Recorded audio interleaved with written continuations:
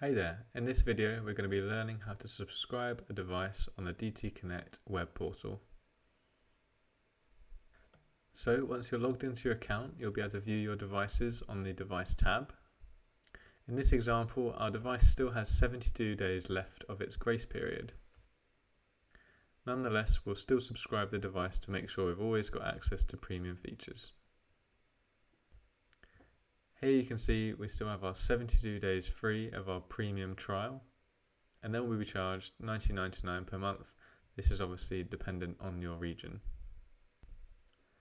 So as with any subscription, we'll enter in our card details, cardholder name, postcode, and then click Start Trial. And there you have it, our device is subscribed. You can see that our status is updated here to subscribed.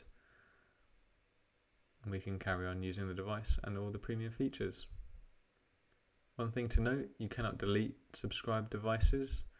In order to change or cancel a subscription, you need to go on Manage Subscriptions, which will take you back into Stripe. Here you've got the option to cancel your plan. Once cancelled, you'll still be able to use premium features until your billing period has ended.